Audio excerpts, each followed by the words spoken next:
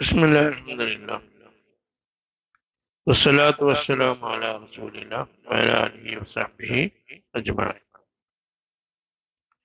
പരിശുദ്ധ ഖുർആനിലെ സൂറത്തുൽ ബഖറയാണ് നമ്മൾ പറഞ്ഞുകൊണ്ടിരിക്കുന്നത്. അതിന്റെ 18-ാമത്തെ ആയത്താണ് ഇനി നമ്മൾ വിശദീകരിക്കുന്നത്. മുനാഫിക്കുകളുടെ ഉപമ, രണ്ട് ഉപമകൾ പറയുന്നുണ്ട്. ഒരു ഉപമ ഇപ്പൊ മുനാഫിക്കിന്റെ അവസ്ഥ പറഞ്ഞു. നല്ല ഒരു വിറക് കത്തിച്ച ഒരുത്തൻ ആ വെളിച്ചം ആസ്വദിക്കുന്നതിനിടയിൽ ആ വെളിച്ചം നഷ്ടപ്പെട്ടാൽ അയാൾക്കുണ്ടാവുന്ന ഒരു ദയനീയാവസ്ഥ പോലെയായിരിക്കും മുനാഫിക്കിന്റെ മൊത്തത്തിലുള്ള അവസ്ഥ. നിസ്സഹായതയുടെ അങ്ങേയറ്റത്തിലേക്ക് അയാൾ പോകും. അതുപോലെയായിരിക്കും. അവരുടെ അതിനുള്ള കാരണം പറയുന്നത് എന്താണ്? അപ്പോ അതിന് അവരെ കുറിച്ചുള്ള മറ്റൊരു അവസ്ഥ, അവർക്ക് വരാനുള്ള ഒരു സാഹചര്യം പറയുന്നത് എന്താണ്? സുമ്മും. അവരാരാണ്? അവര് സുമ്മാണ്. സുമ്മ് എന്താണ്? ചെവി കേൾക്കാത്തവർക്കാണ് പറയുന്നത്. സുമ്മ് എന്നാണ് അവരെന്താണ്? ചെവി കേൾക്കാത്തവർക്ക് ബധിരരാണ്, അല്ലെ? അവർ ചെവി കേൾക്കാത്തതെന്ന് പറഞ്ഞാല് സത്യത്തിനെ അവരെന്ത് ചെയ്യണില്ല, അവര് സ്വീകരിക്കുന്നില്ല. സത്യത്തിനെ അവര് സ്വീകരിക്കാത്തതുകൊണ്ട് സത്യത്തിനെ അവർ കേൾക്കാത്തത് പോലെയാണ്. അല്ല, യഥാർത്ഥത്തിൽ അവർക്ക് ചെവി കേൾക്കാം. ശരിക്കും സുമ്മ എന്ന് പറഞ്ഞാൽ എന്താണ്? ശരിക്കും സുമ്മ എന്ന് പറഞ്ഞാൽ കേൾക്കപ്പെടുന്ന അവയവത്തിന്റെ അവിടെ ബ്ലോക്ക് ചെയ്ത് ഒരു കാറ്റ് പോലും കടക്കാൻ പറ്റാത്ത അവസ്ഥയിൽ അത് ബ്ലോക്ക് ചെയ്യുമ്പോഴാണ് ഏത് പറയാ? സുമ്മ എന്ന് പറയാം. അവിടെ ഒന്നും കേറൂല. അത് നമ്മള് പ്രത്യക്ഷമായി പറയുന്ന അർത്ഥം അങ്ങനെയാണെങ്കിലും ഇവിടെ ഉദ്ദേശിക്കുന്നത് ആ നിലക്കുള്ള അർത്ഥമല്ല. മറിച്ച് എന്താണ്? അവർക്ക് എന്ത് ചെയ്യുന്നില്ല, അവർ സത്യത്തിനെ അവരെന്ത് ചെയ്യുന്നില്ല, അവര് സ്വീകരിക്കണില്ല, ഉൾക്കൊള്ളുന്നില്ല. അപ്പോ ഒരാൾക്ക് ചെവി കേൾക്കാത്തത് പോലെയാണ് എന്നതുകൊണ്ടാണ് അവര് ബധിരരാണ് എന്നവരെ പറ്റി പറയാൻ കാരണം. സുമ്മുൻ അവരാരാണ്? ബധിരരാണ്. ഹുക്കുമുൻ, ഹുക്കുമ എന്ന എന്താണ്? ഊമകളാണ്. ഊമ എന്ന് പറഞ്ഞാൽ എന്താണ്? സംസാരിക്കാൻ കഴിയാത്തവരാണ്, അല്ലേ? ശരിക്ക് നാവ് കൊണ്ട് വേണ്ട രൂപത്തിൽ ഉപയോഗപ്പെടുത്താൻ കഴിയാത്ത വ്യക്തിക്കാണ് എന്ത് പറയുന്നത്? ഊമ എന്ന് പറയാം. ഇവരെ ഉദ്ദേശിക്കുന്നത് എന്താണ്? അവർക്ക് അള്ളാഹു തആല നൽകിയ ആ നാവ് കൊണ്ട് എന്താണ് അവര് അവരുടെ ഉള്ളിൽ പ്രകടമാക്കിയ ഉള്ളിലുള്ള ഇതിന്റെ നേരെ വിപരീതമാണ് അവർ പറയുന്നത്. ഉള്ളിൽ അവർക്ക് എന്താണ്? മുനാഫിക്കുകളുടെ ഉള്ളിൽ എന്താ ഉള്ളത്? നിഫാഖാണ്. പുറത്തേക്ക് ഒരു ഈമാൻ പറയണം. അപ്പൊ യഥാർത്ഥത്തിൽ അവർ സംസാരിക്കേണ്ട ഒരു കാര്യം യഥാർത്ഥത്തിൽ ഹക്കായിട്ട് അവരെന്ത് ചെയ്യണില്ല, അവര് സംസാരിക്കില്ല. അപ്പൊ ആ ഒരു സംസാരത്തിന് എന്തില്ല? പ്രസക്തി ഇല്ല. ആ സംസാരിക്കാത്തത് പോലെയാണ്. അപ്പോ അവർ സംസാരിക്കാത്ത പോലെയാണ്. സത്യത്തിൽ അവർ സത്യമാണ് സംസാരിക്കേണ്ടത്. അവരുടെ ഉള്ളിലുള്ളത് ഈമാനാണ്. ആ ഈമാൻ പുറത്തും സംസാരിക്കേണ്ടതാണ്. പക്ഷെ ഉള്ളിൽ അവർ പുറത്ത് സംസാരിക്കുന്നത് എന്താണ്? ഈമാനും ഉള്ളിലുള്ളത് ഏതാണ്? നിഫാഖുമാണ്. അതുകൊണ്ട് അവര് ഏതുപോലെയാണ്? യഥാർത്ഥ കാര്യം സംസാരിക്കാത്തവരെ പോലെ. അവരാരാണ്? ഒരു ഊമകളാണ്, സംസാരിക്കാത്തവരാണ്. ഒമ്മിയുൻ അവരാരാണ്?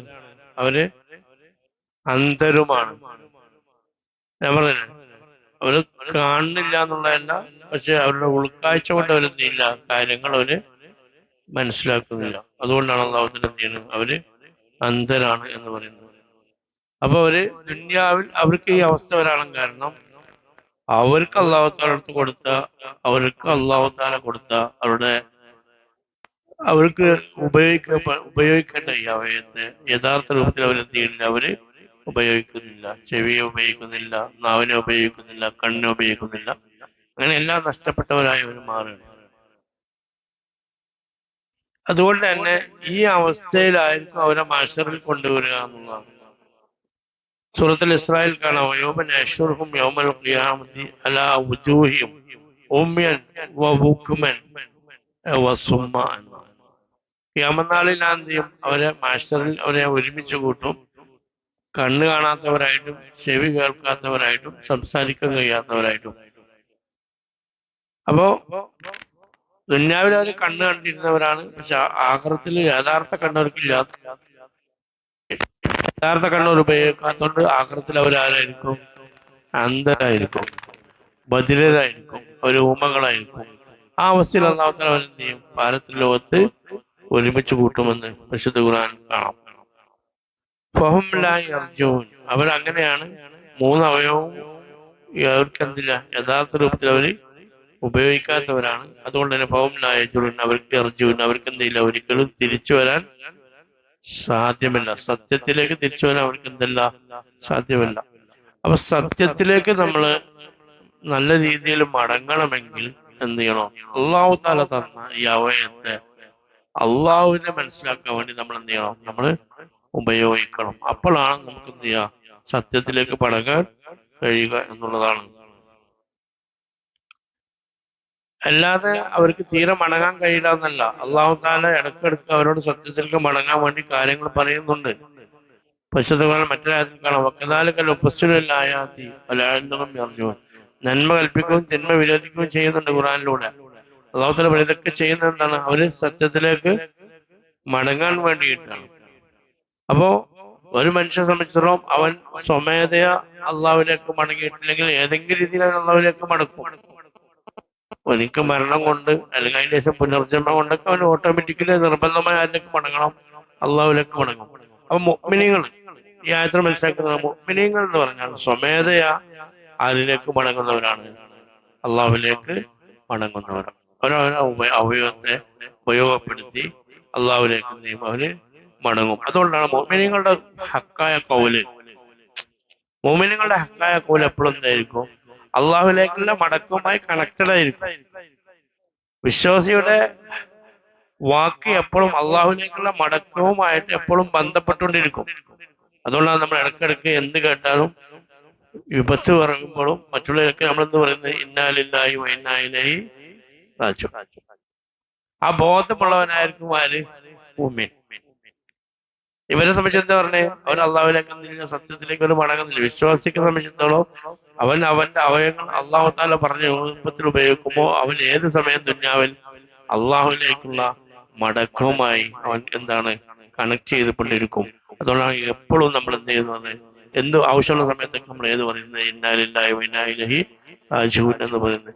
അങ്ങനെ മടങ്ങുമ്പോൾ അത് നല്ല മടക്കമാണ്. ആ മടക്കത്തെ അള്ളാഹു താല സ്വീകരിക്കുന്നുണ്ട്. ദുന്യാവിൽ ഈ വാക്ക് എപ്പോഴും ഉപയോഗിച്ച് ഈ ബോധം എപ്പോഴും ഉണ്ടാവുന്ന മുഅ്മിനെ സംബന്ധിച്ചിടത്തോളം നല്ല മടക്കത്തിന്റെ അവസ്ഥയാണ്. അപ്പൊ ആ മടക്കക്കാരെ അള്ളാഹു താല നല്ല രീതിയിൽ മടക്കും. അതുകൊണ്ട്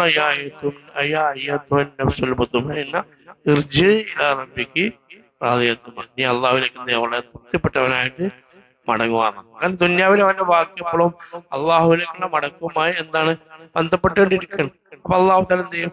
അവിടെ സംതൃപ്തിയിൽ അവൻ എന്ത് ചെയ്യും? മടക്കും എന്നർത്ഥം. അള്ളാഹു താല ഉൾപ്പെടുത്തട്ടെ. അപ്പൊ അള്ളാഹുവിലേക്ക് മടങ്ങുക, ശ്രദ്ധിക്കുക.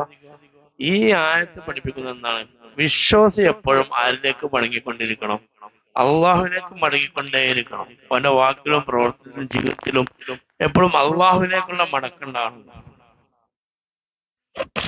അതാണ് സൂഫിയാക്കൾ പറയുന്നത്, ഒരു മനുഷ്യന്റെ കാര്യം ഭയങ്കര അത്ഭുതമാണെന്ന്. ഇബ്നു അത്താഇല്ലാഹി സിക്കന്ദരിയുടെ ഒരു വാക്ക് കാണാം, അൽ അജബു കുല്ലൽ അജബി, അത്ഭുതങ്ങളിൽ വെച്ച് ഏറ്റവും വലിയ അത്ഭുതം മിമ്മൻ യഹ്റബു ലഹു എന്നാണ്. അതായത് ഒരിക്കലും ഒഴിച്ചുകൂടാൻ പറ്റാത്ത മടങ്ങൾ നിർബന്ധമായ ഒരുത്തലിൽ നിന്ന് എന്ത് ചെയ്യുന്നുണ്ട്? ഓടി അകലുന്ന ഒരുത്തന്റെ കാര്യമാണ് ഏറ്റവും വലിയ അത്ഭുതം. മനുഷ്യനെ സംബന്ധിച്ചിടത്തോളം ഒരിക്കലും മടങ്ങാതിരിക്കാൻ കഴിയാത്തവനാണ് അള്ളാഹു. പക്ഷെ മനുഷ്യൻ എന്ത് ചെയ്യാണ്? അള്ളാഹുവിലേക്ക് എന്ത് ചെയ്യില്ല? മടങ്ങുന്നില്ല. എന്നിട്ടാണെങ്കിലോ അത് അത്ഭുതത്തിന്റെ ഒരു ഭാഗം അതാണ്. മറ്റൊരു സംഗതി എന്താണ്?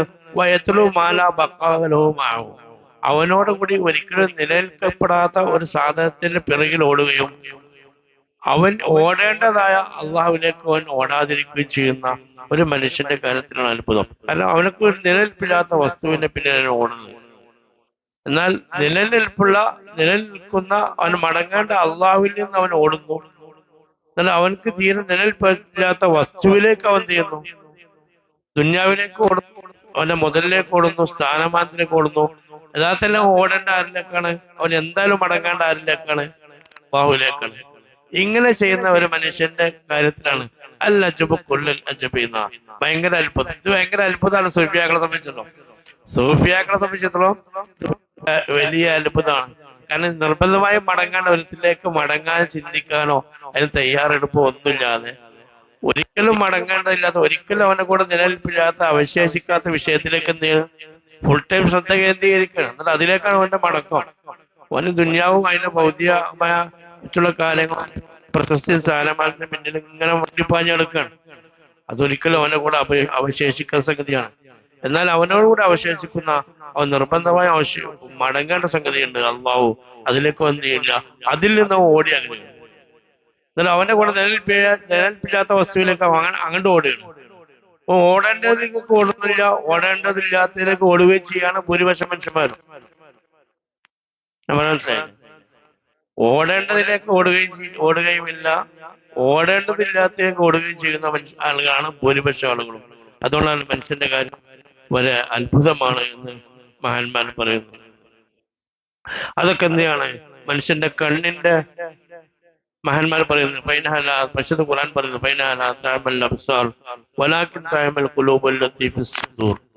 കാരണം എന്താണ്? അത് അവന്റെ ഡയറക്റ്റ് കണ്ണിന്റെ അന്ധതയല്ല, മറിച്ച് ഹൃദയത്തിന്റെ ഏതാണ് അന്ധത അവിടെ വന്നത് കൊണ്ടാണ്. അള്ളാഹു നമ്മളെ കാക്കട്ടെ. അപ്പൊ സുമ്മുൻ അവരാരാണ്? ബധിരരാണ്. ബുക്കുമുൻ അവർ ഊമകളാണ്. ഓമ്യൻ അവർ അന്ധരുമാണ്. ഫഹുംലായ അർജുൻ അവരെന്തില്ല, അവർക്ക് ഒരിക്കലും അള്ളാഹുവിലേക്ക് മടങ്ങാൻ എന്തല്ല, സാധ്യമല്ല. മഹാന്മാര് പറയുന്ന ഒരു മനുഷ്യന് അപ്പൊ അതൊക്കെ എന്താ കാര്യമായിട്ട് ഇതൊക്കെ വന്ന എന്താ? അന്ധതയാണ് എന്നുള്ളതാണ്. മഹാന്മാര് പറയുന്നത് ഒരു മനുഷ്യന്റെ അന്ധത വരാൻ 3 കാരണങ്ങളാണ്.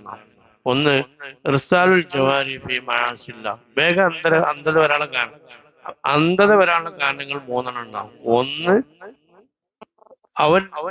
അവന്റെ അവയവങ്ങളെ തെറ്റിലേക്ക് വിഹരിക്കുക, തെറ്റിന്റെ മാർഗത്തിലേക്ക് എന്ത് ചെയ്യുക, ശരീരത്തെ അയച്ചുവിട്ടാൽ വളരെ പെട്ടെന്ന് അയാൾക്ക് ഏത് വരും? അന്ധത ബാധിക്കും. മറ്റൊന്ന്, പ്രവർത്തനത്തിലുള്ള കൃത്രിമത്വം, അതും അന്ധത ബാധിക്കുമെന്നാണ്. മറ്റൊന്ന്, ഒത്തമോഫി കൽക്കില, സൃഷ്ടികളിലേക്ക് എന്ത് ചെയ്യുക, സൃഷ്ടികളിൽ നിന്ന് എന്തെങ്കിലും കിട്ടണം എന്നുള്ള മാനസികമായ അവന്റെ ആഗ്രഹം, ഇതൊക്കെ മനുഷ്യനെ സംബന്ധിച്ച് എന്ത് ചെയ്യും? അന്ധത ബാധിക്കുന്നതാണ്. അത് നമ്മൾ കാക്കട്ടെ. എന്നിട്ട് അള്ളാഹു തആല പറയാണ്, ഒരു ഉദാഹരണം പറഞ്ഞു കഴിഞ്ഞു, ആ ഉദാഹരണം വരാനുള്ള കാരണം പറഞ്ഞു. ശേഷമുള്ള ആയത്തിൽ എന്താ പറയുന്നത്? ഔ കസയ്യിബിൻ, അല്ലെങ്കിൽ മുനാഫിക്കുകൾക്കുള്ള ഉദാഹരണം. ഈ ഉദാഹരണം കൂടി നോക്കുക. ഔ കസയ്യിബിൻ, അല്ലെങ്കിൽ ഏതുപോലെയാണ്? ഒരു പേമാരി പോലെയാണ്. കസയ്യിബല്ല, സൊയ്യിബാണ്.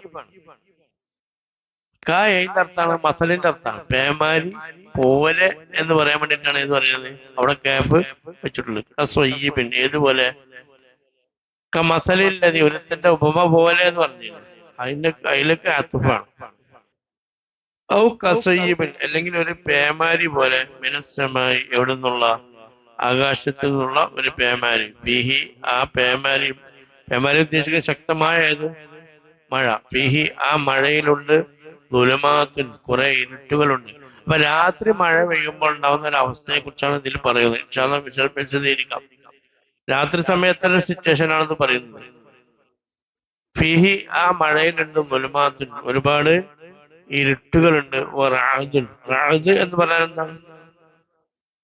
റാഅദ് ബർഖ്. റാഅദ് പറഞ്ഞാൽ ശരിക്കും എന്താണ്? ഇടിയാണ്. ഇടിനാദമുണ്ട്. ബർഖുൻ, ബർഖാണ് ശരിക്കും ഏത്? മിന്നല്. റാഅദ് പറഞ്ഞാൽ ശരിക്കും ഏതാ? ഇടിയാണ്. ബർഖ് പറഞ്ഞാൽ മിന്നലാണ്.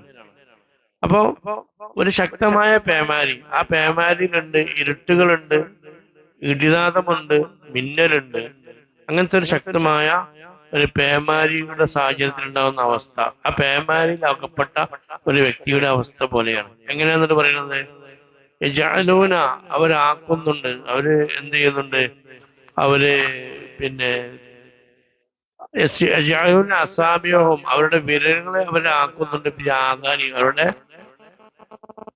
അപ്പോ ശക്തമായ പേമാരി ഇടിമിന്ന് വരുമ്പോ എന്തെങ്കിലും പേടിച്ചിട്ട് ഒരാള് അയാളുടെ 2 വിരലുകൾ എന്ത് ചെയ്യുന്നുണ്ട്? തിരികെ കയറ്റുന്ന ഒരു വ്യക്തിയുടെ അവസ്ഥ.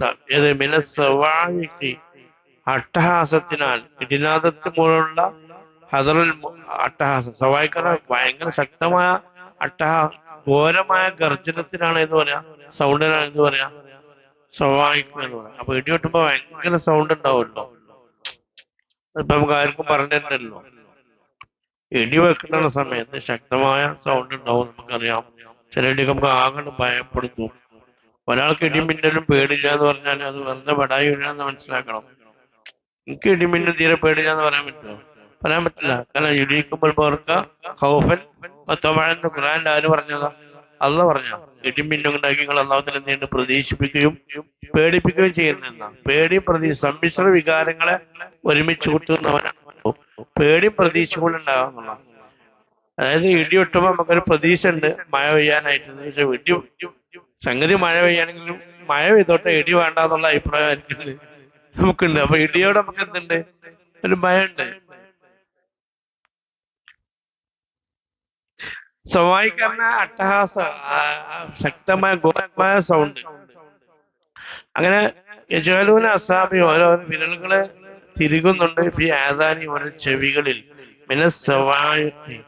എന്തിനാല്? അട്ടഹാസത്തിനാല്, ഇടിനാദ നിമിത്തം. എന്ത് കാരണം?